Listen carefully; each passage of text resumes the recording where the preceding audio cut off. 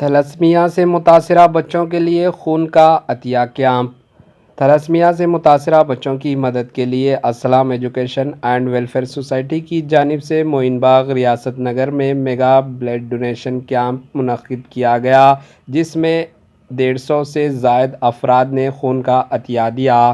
ریاست نگر کے کارپوریٹر مصطفیٰ بیگ سلیم، اعظم شریف corporators, mister world body builder Mohtasham Ali Khan, inspector police سنتوش نگر، ومشی کرشنا کی موجودگی میں خون کے عطیہ کیمپ کا افتتاح عمل میں آیا۔